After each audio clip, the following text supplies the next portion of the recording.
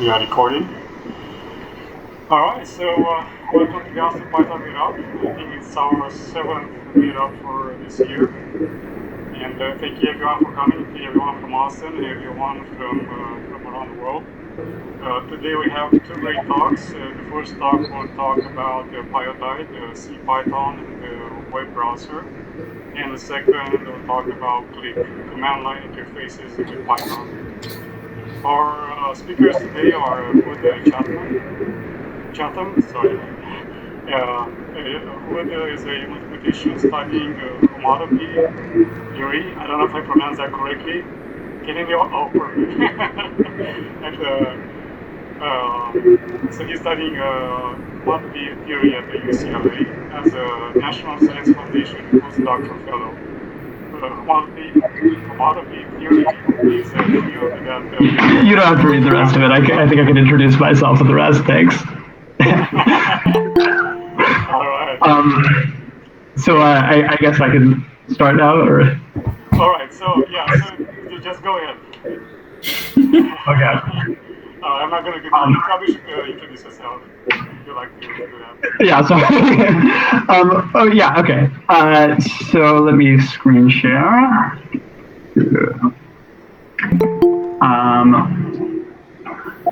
Share screen, present. Yeah, thank you for inviting me. So my plan is, first I'm going to go through and introduce sort of what Pyodide is and what sort of what I see as the general sort of philosophy of Pyodide, in my personal opinion. And then I'm going to go through the main sort of components, talk about the different pieces that fit together to make the project work. And then I'll list, a few Pyodide UIs that exist, downstream projects, and also some other Python and browser type projects. And then I'll go through some limitations and some, of the future plan for us. Okay. So first, introducing Pyodide. So Pyodide, what is Pyodide? It is like CPython. In the next release, it's going to be CPython 3.9.5, including also scientific stack like NumPy and other such packages. And the whole thing we run inside the web browser, making it as compatible as we can with normal Python, so that as much as possible a normal Python program will just run. Of course, that's not completely possible because there's a lot of differences between the native host operating system environment versus running inside of a browser, but we do our best. There's also a work in progress to make it run in Node. I guess I'll do a demo now. So here's Jupyter Lite, and this is a port. This is a version of Jupyter Lab, I guess, and it uses Pyodide as a backend. So here, there's Python code, import async IO, import NumPy, import rough canvas from IPyCanvas. Let's see if I can execute it. And this is going to do the game of life. So here it defines the step to evolve the game board 4x1. Here's a function that does, I don't know what, sets up something to draw some squares on canvas. I don't know. Here's a glider gun in game of life drawn out, and it's going to use NumPy to stick this glider gun into a specific position in a world map for the game of life. Okay, that set that up. And then, okay, this makes a canvas. And then here, okay, I don't know what that does. And then this has an asynchronous loop. So it sleeps by 0.1, I guess 0.1 seconds. That's 100 milliseconds. And then on a loop, it evolves the game board 4x1 and draws the canvas. And this is all, again, this Python code is running locally, on my computer. So it's not going out to some server to run. It just runs in Pyodide Python. And you see all this stuff is exactly what you would do if you were running a Jupyter backend on serving it to localhost, and then you would go localhost 8080. And if you were doing that, then all of the Python would be sent over a WebSocket to the Python on your computer and be run in that native environment, and then they would send it back to your local host, your browser So this is it going.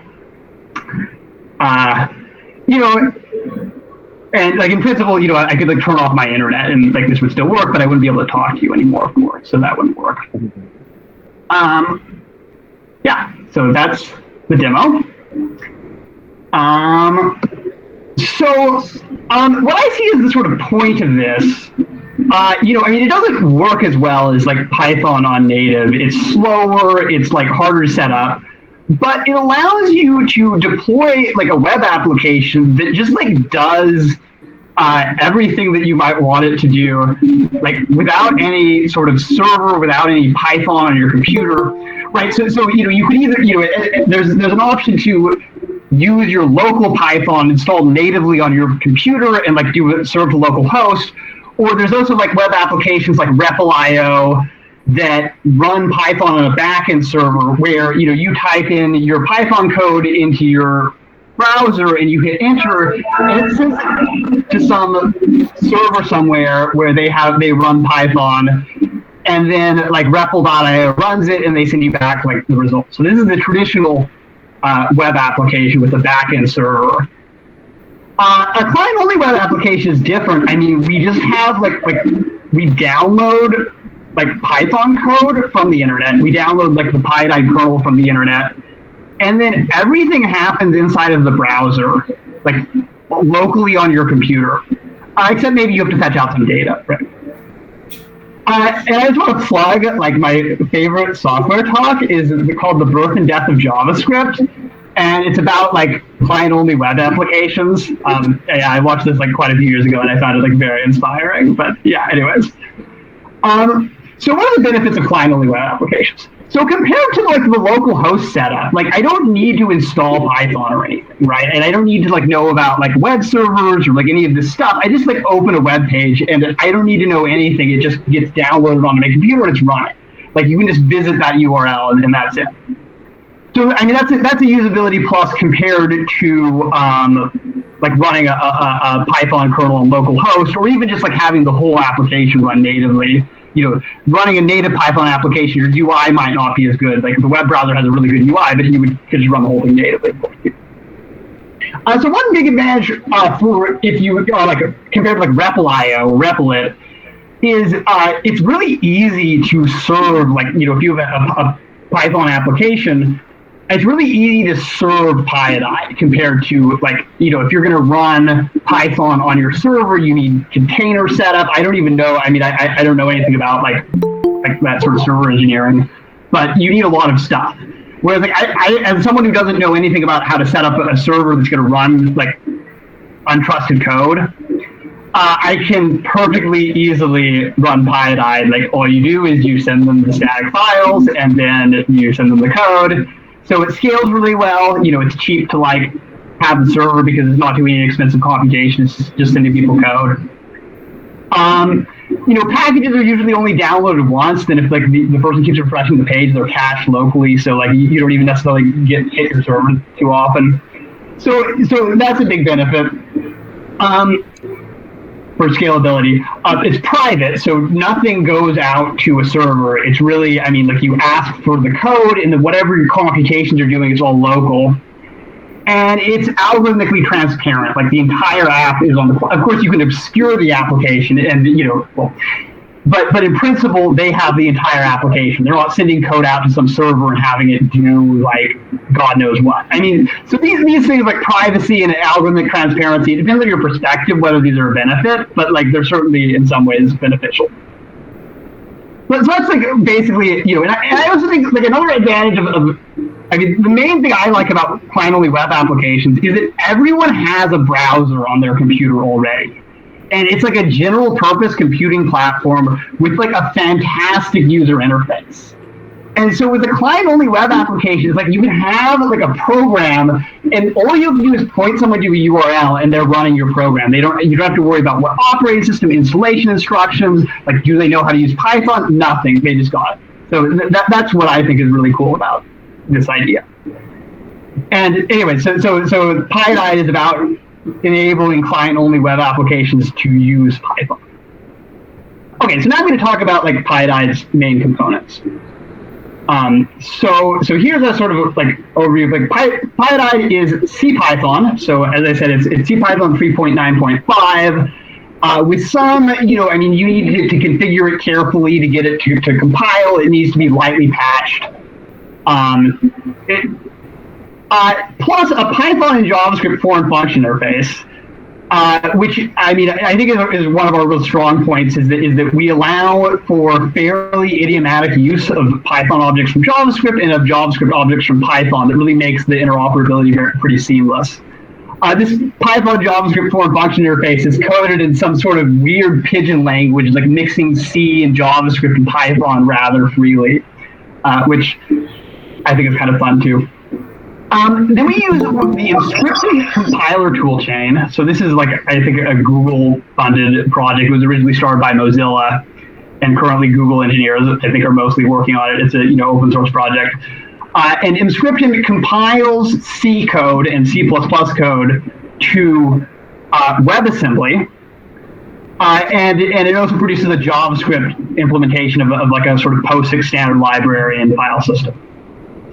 And so this is our Pyodide core, which is like, lets you run like the basic CPython. You can execute Python code and that stuff. Then we also have a bunch of C packages that we have to compile, and they all require sort of special setup to get them to run. And so we have also supported NumPy, Pandas, SciPy, Matplotlib, and a whole bunch of other C extensions. We also have a Micropip, which is our like tiny version of pip, which allows us to install pure Python wheels from the Python package archive. And this is sort of like the main components of the project. So now I'm going to go through some of these things in a little bit more detail. How am I doing on time? Let's see. That was been about 12 minutes. Okay. So what is WebAssembly? So WebAssembly is our target, like, so it would be like, instead of x86 instruction codes, we're combined to WebAssembly. So WebAssembly is like a binary instruction format, which is portable. So it has a small code size. It's designed to be downloaded into browsers, so they want it to be really compact. It can be compiled using a streaming compiler. It can be compiled really fast, and it compiles to efficient native code that can, in best cases, reach native speeds, sometimes more like twice as slow as native. It's designed to be secure, so it's incorporating lessons learned from like Flash and Java applets, which were like historically, they were never secure. WebAssembly is trying to fix the sins of the past and make like a truly secure general purpose computing platform in the browser. It doesn't come with any sort of built-in APIs or system calls, but it has like an import mechanism. And so the host environment defines a set of imports, and your code needs to be running in a host environment that like offers those imports. So if it needs POSIX, then someone needs to like do a POSIX implementation. WebAssembly also ships in all modern browsers, and it can be executed in non-web environments, even ones that don't even have a JavaScript VM. And in the future, there's interest in using WebAssembly, like instead of Docker, on like for like server-side untrusted code execution, because you don't have to pay the VM virtualization costs. This is also something that Birth and Death of JavaScript talks about a lot, and that's a really good talk. It's really funny. You should all watch it. It's great. Okay, so that's what WebAssembly is. Now the Inscription build toolchain. So Inscription is a complete compiler toolchain that targets WebAssembly. So it's for porting existing applications that are written in C and C++, like CPython is an application written in C that expects to be running in operating system. Maybe it's a Linux and it has like a POSIX-like operating system.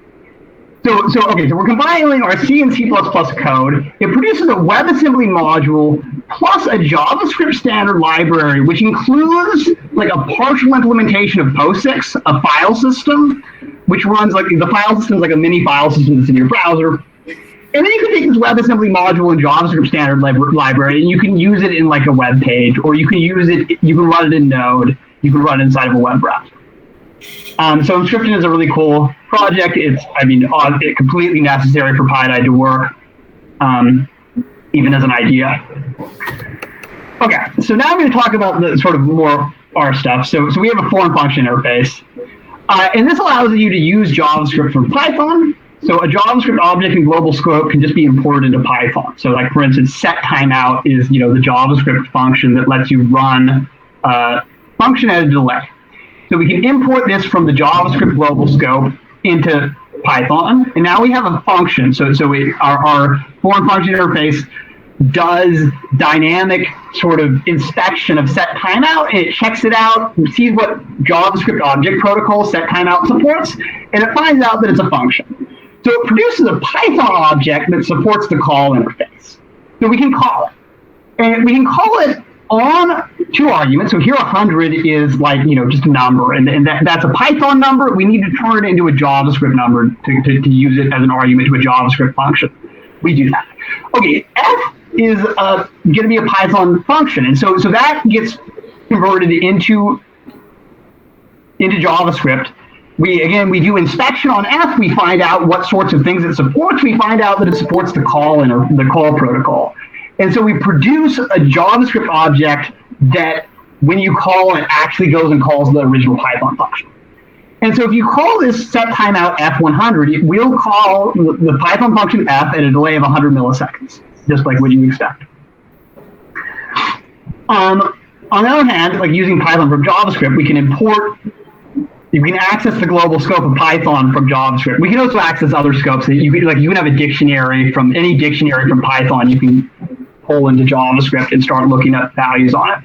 So globals is just one particular dictionary, which is the global scope. So we can take this dictionary pyodide.globals, and we can get the sum function out of that. This .get actually turns into the indexing operation. So it indexes that dictionary with the string sum. So that string sum gets converted from JavaScript, a JavaScript string sum, into Python, and it calls pyodide.globals.getItem on SumScript. And then we get sum, which is the Python built-in sum function, and we can call that on a JavaScript list. So again, the JavaScript list gets converted over into Python, and we inspect what sorts of things does this list object support, and we find out that it supports iteration protocol. So we produce a Python object that also supports the iteration protocol. And sum, as a function, expects an argument that supports iteration. So this JavaScript list does that. And so sum sums it up just fine and gives me 8, just like what you might hope would happen. I'm probably running, let's see, it's been 20 minutes. Okay, so I have 10 more minutes, but that's with questions. Okay, so maybe I'll just so maybe Micropip, which allows us to install pure Python wheels from PyPy. I'm not going to say very much about it because it's, I'm running low on time, and I won't have time for questions. But yeah, we also support a bunch of CPython packages. This chart is a bit out of date, but we support a lot of scientific Python C extensions, and also a lot of other things that are just not listed here. The performance is 4 to 8 times slower for pure Python, though it's getting better. So we improved 30% from version 0.16 to 0.17, and there's a lot of room for improvement there. The C extensions, you see some of these C extensions are performing at really close to native speed or twice native speed. Yeah, so I mean, there's room for improvement here. And then I don't know, maybe I'll skip through this pretty fast. There's a bunch of downstream stuff. People are building stuff. Here's Jupyter Live, the thing I showed earlier. There's some other projects that do Python in browsers.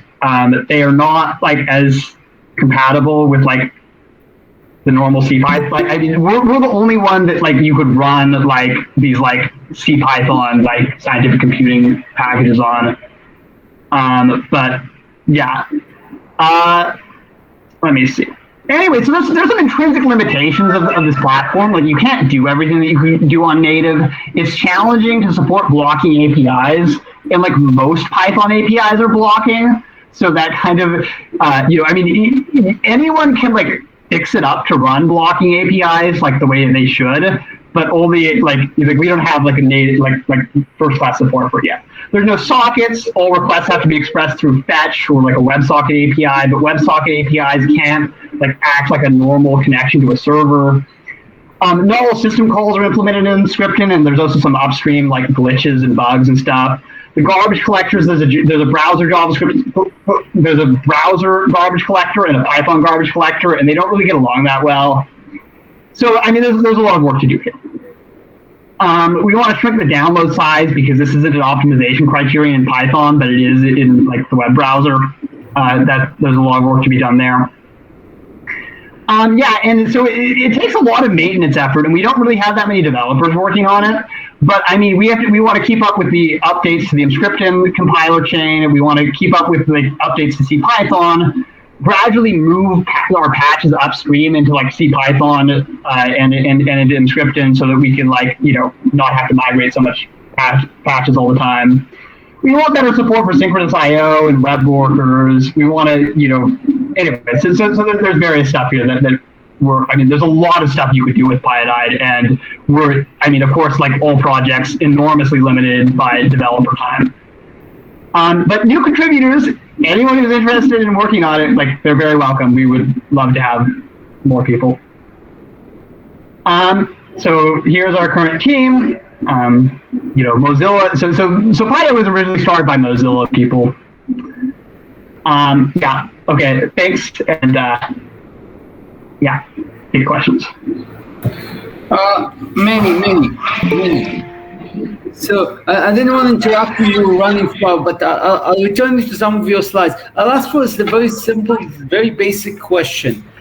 You want Python and browser, basically this is what you're giving. How do I set it up? How do I set it up? I want to now have a program in my browser. What do I need to do? What do I have? So, I mean, first you so you can we serve Pyodide from a CDN, right? So there's a certain CDN URL, and you could include that in a script tag, right? And so that downloads Pyodide, and then there's a load Pyodide function. And if you call load Pyodide, it will download the rest of the Pyodide WebAssembly and the JavaScript POSIX runtime and that stuff. So I don't. So I'm a Python programmer. You just explain. You just lost me with a few things. I don't do pip install or conda install. I actually right, you don't do pip and so if it's a web application you're writing, right? I mean, so that's the thing, is that the host system is we're putting something into a browser, right? So pip is for installing something to run natively, right? So it's a little bit different. But yeah, I mean, so if you want to make a web page that runs Pyodide in the browser, currently we don't have any way for you to conda install Pyodide, I guess. Why not? Conda can install things that are not Python. It can install any language. What's the difference? What am I missing here? You know something, and tell me, man, what I'm missing. So no, I think that you're right. I think Conda could install it, and we just haven't done that yet. And it's limited developer time and energy is perhaps the limitation there. But I mean, there's an existing sort of node-based ecosystem for producing front-end web applications, and for people who are used to producing web applications, it's they have those tools that they're used to using. And for people who are mostly doing Python backend, there's a completely different set of tools they're used to using. So we sort of have this sort of two worlds problem a lot, where it's half of people want it to be why is there all this weird Python stuff here, and half of the people are why can't we use normal Python ecosystem? And I mean, you could use both. We could support both of them, except that we just don't have very much. I mean, it's an open source software. I mean, it's all donated developer time, and yeah, we just haven't gone there yet. So currently, you have to be a web programmer to be able to use basics. You need basic web programming skills. So I mean, after the start, you can once you get it set up, you can make a little web page with a script tag, and then you can load Pyodide, and then download Python code and then you can just run it like Python code. And if it doesn't do things that we don't support yet, then it will just run like, for instance. Do you have a link to how to start, like those exact few commands that a person has to do to actually do it? Just like. Yeah, I do. So can you see my screen? Yes. Go ahead and show us. Okay, let me see. We have documentation. Start using it. Yeah, so we have documentation, and in our documentation, we give some like basic examples. I mean, the documentation, of course, could be improved a lot. But so getting started, right? I mean, we say, okay, so you have to load it from a CDN URL, and so here's a complete minimal web page. So what this does is it loads Pyodide from the CDN. It starts it up, and then you can like run Python code. So here we import sys, and we write down sys.version, and it's going to say like, oh, I'm Python, we're version 0.17. It's going to say I'm Python 3.8.2. Or you can say Pyodide to run Python, print 1 + 2. Oh, and this will console.log like undefined, because print returns none, and then none gets turned into undefined, but it will also print 3 in the console. And if I have my own files that I've written and I want to import them, how do I do this? So there are several different ways. One thing you can do is you can use, so the standard browser API is called fetch. So you put your file on, maybe it's on localhost. So, you can start up like http.server and serve files from localhost.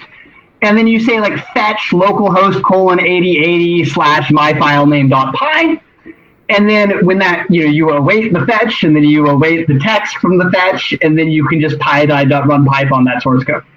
So I cannot import, like my program cannot be based on loading other files that I created and just import. You can load files, and you have to get them into the file system. So the thing is that currently, when it starts up, it has like a POSIX implementation, and it has a file system, like a mostly POSIX compliant file system. That exists entirely in memory.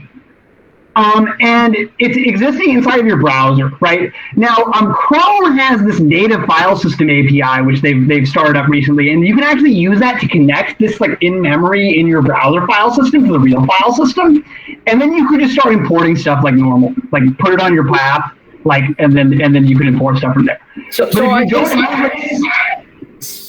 I can take, if I have an existing program structure that already does something, I have to do the following. I have to write down a script similar to what you're showing, plus fetch all those files into the file system, and then I can say launch my program, correct?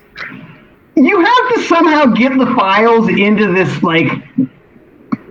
file system that's running here. Like, I mean, so there is like, the packages that you would load, like, I don't know, if you like import http.client, right? And then you say, okay, http how do I say, like, file?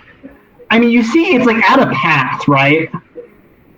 Like, there is a file system here. It's just that you need like your files into that file system. And if you have like if you're in Chrome, you can actually hook this file system up to your computer's file system, and then you can just import files straight from that. That's a special Chrome API. It's not available in Firefox. But I mean, you have to get the files in there somehow. It's like a virtualized in-memory file system, and once you get the files in, you can start running them. Okay. I have a question, actually. Yeah. So, once again, another disclaimer. I'm a beginner, but are you essentially finding the path, like related to how your Python's installed, and like obviously it brought up this init.py file. Are you sort of like synchronizing the path that you would use if you were to regularly code on your machine and uploading it to a URL, and then being able to code to the URL? Is that essentially what's happening? So on startup, Pyodide initializes file system from like an archive, right? So we have like packed into the sort of binary, so to speak, like a binary archive of like the file system that we want. And it includes like the Python standard library, like I'm showing in this. So like here is like lib/Python 3.9 has the whole like or most of the Python standard library right there. I'm not sure actually what your question was though, so I don't know if I answered it. This is very interesting. I knew this was coming, like with virtual machines inside of WebAssembly, running Python. This is I'm a web developer at core, and then I got into Python a little bit later. But I have a question as far as like the WebSockets. Did I see on your screen say will just not support WebSockets at this time, or? Well, what do I want to say? WebSockets. I mean, is it possibility? Is it on the roadmap? It just doesn't do it yet, basically. So the thing is that the problem with sockets is that if you're talking to a server that expects to be talking over a normal socket, like you can't talk to it with a WebSocket, right? Like it's a different API, and like so if you want to talk with a WebSocket, like and act like it's just a data stream that you can write data to and like be interacting with the server, you need to proxy it through like a proxy that like takes it out of the socket and then sends it to like the target server as like, or the target server needs to be configured to accept like data from a WebSocket and treat it like it was coming in through a normal like HTTP connection or like TCP connection. I don't know if that's what you're asking. I guess what I'm trying to think of is you've got WebSocket libraries you can bring into Python that you can send data through there, so you can load it into this thing in memory or like a socket. It create like a loop and then send it up to a WebSocket as long as the server it's sending to can understand that it's a socket coming in. Basically, as long as the server that you're talking to is willing to talk in WebSockets. Yeah. Then yeah, I mean like you can like set up a socket connection and you can read from that socket. So we don't have great support for this stuff right now because like a lot of the like existing libraries need to be patched around. Like there's just like slight incompatibilities like with the like just like we don't have TCP connections. Like we can't just like have like a raw TCP connection from the browser. Like the browser does not let you do that. It will never let you do that. And so like things that expect that need to be patched. Okay, so I feel this is a WebAssembly limitation, right? Yeah, it's a limitation of the VM, right? Like the VM doesn't want you doing stuff like opening native TCP connections. It's not going to let you. So there are like other things like WebAssembly system interface, and if you run like a WebAssembly system interface application, which is not in the browser, then that gives you more access to more APIs. But then you're not in the browser anymore, so it's sort of cool. Yeah, this is awesome. This is great. I like it.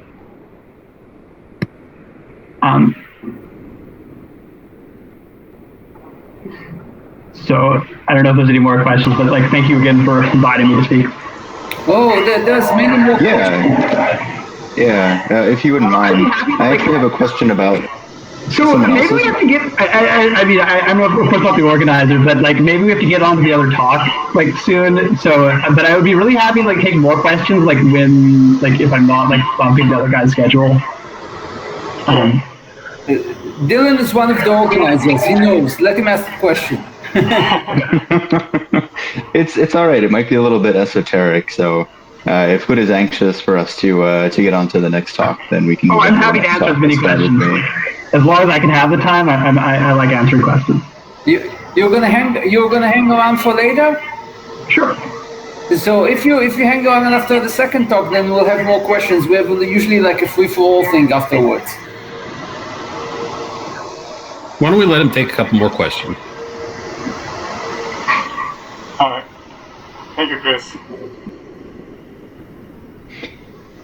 All right, so what I was going to ask you is I had seen a talk actually earlier today at SciPy, also on Pyodide. Someone was using it for some particular project they were working on, and they mentioned sort of offhand that it works really well in Chrome and in Firefox, but not in Safari. Yes, and I was wondering if this was something you were aware of, and if you could speak to that. Yes, Safari sucks. I mean, I can elaborate on how Safari sucks, but if you just like look, like you can go to caniuse.com, Okay, and just start like entering like stuff here. And okay, here Safari looks like, I mean, this isn't like adjusted by date, but like if you just start entering things, okay, Safari was pretty like on top of implementing like WebAssembly, but like for instance, I mean, I don't want to rant about Safari right now, but I mean, you can just go around this website, you can see what APIs that Safari doesn't support. And so, like, it's hard for us. In fact, Safari is like a major obstacle because there's a lot of things that we could do that like would break Safari, but like add features on Firefox and Chrome. And so it's like, oh, this will make Firefox and Chrome faster, but like destroy Safari support because Safari doesn't support this API that Chrome and Firefox have supported for 2 years.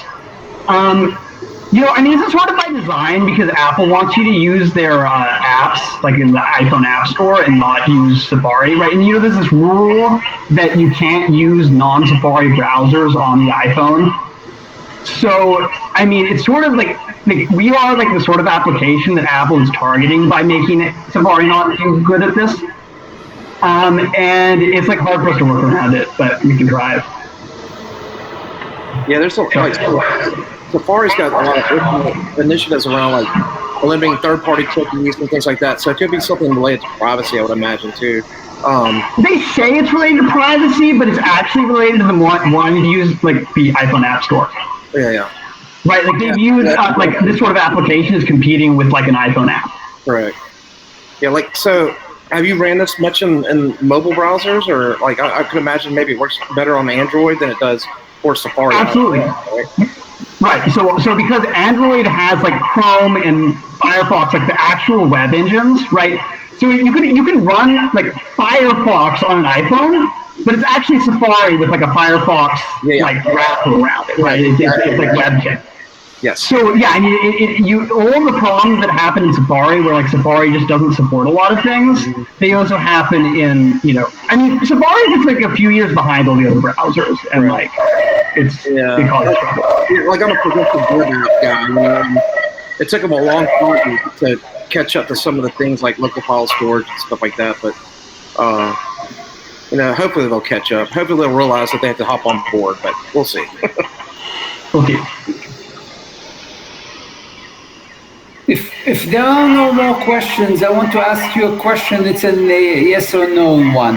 So if I understand your talk correctly, if I am a Python developer, not a web developer, but I want to create something that anyone can access via the web, you will recommend Pyodide as the tool to use, correct? So it depends on your needs, but so it has like a big download size. It's a yes or no question. Yes, I would say yes, but like there's a lot of things that it depends on, but like cautiously yes. Thank you, because this is what it is all for.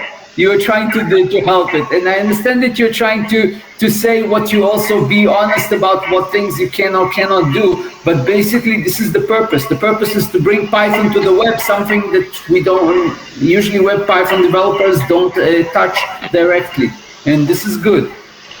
Our goal is to be as compatible as possible with like what you would normally see in a native environment.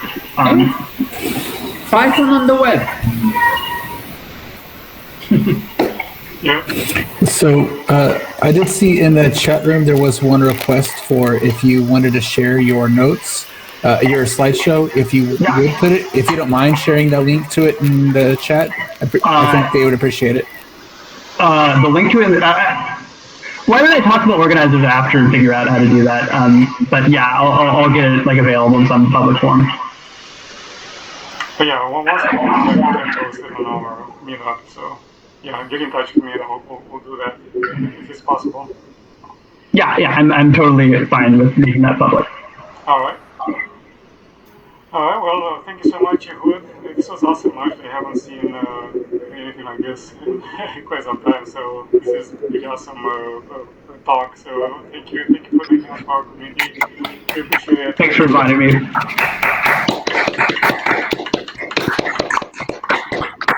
So if you can mute yourself and Ehud and then stop sharing. Okay, cool. All right.